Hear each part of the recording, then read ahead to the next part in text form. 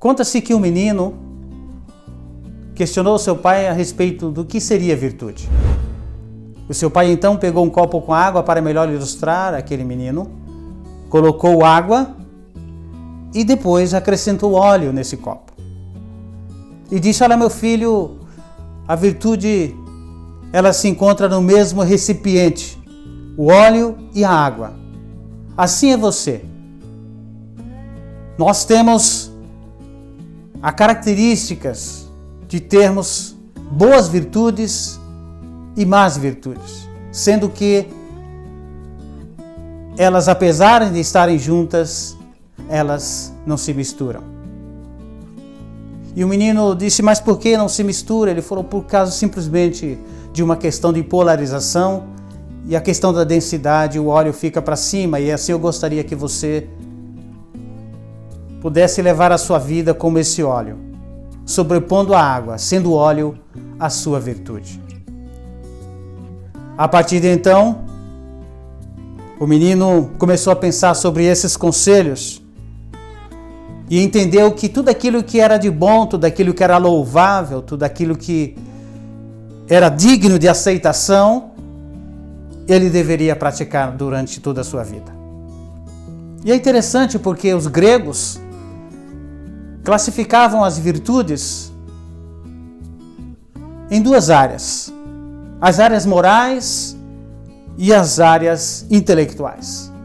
As morais, eles se referiam à questão do caráter da pessoa, aqueles valores que diz respeito ao caráter do ser humano, e enquanto as intelectuais se referia à sabedoria, ou seja, o uso do conhecimento em função de algum benefício. E nós, como cristãos, temos uma gama de ensinos da palavra de Deus a respeito das virtudes de Deus. Temos o livro de Provérbios, o livro de Eclesiastes, o livro de Salmos, repleto de conselhos a respeito da prática de boas ações, de boas atitudes, que caracteriza as virtudes positivas. Lá em Gálatas, no capítulo 5, Paulo fala de uma forma bastante contundente sobre a questão das virtudes positivas e as virtudes negativas. Mesmo sendo nós usando a figura que o pai usou ali para aquele menino, o único recipiente onde reside as virtudes positivas e as virtudes negativas, as quais são chamadas de vícios, precisamos separar aquilo que é positivo e aquilo que é negativo. Os vícios se diz respeito à natureza humana, as quais ele chama de obras da carne. E aquilo que se diz respeito ao Espírito de Deus que mora em nós, aquilo que é positivo, aquilo que é louvável, aquilo que dignifica a Deus, ele chama de virtudes, que é justamente aquilo que nós devemos dar como resultado do Espírito Santo que reside em nós. Por isso, o fruto do Espírito Santo. É interessante porque a natureza humana, ela tem a tendência em vícios, diz respeito às virtudes negativas.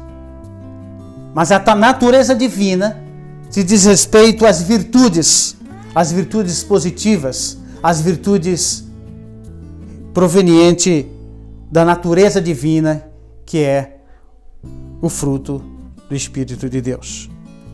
Então eu gostaria de dizer e concluir nesta rápida reflexão que nós podemos escolher, que nós temos a opção de dar frutos positivos, aquilo que é louvável, aquilo que é digno, aquilo que é de boa fama, aquilo que gera satisfação em nós e no nosso Pai Eterno.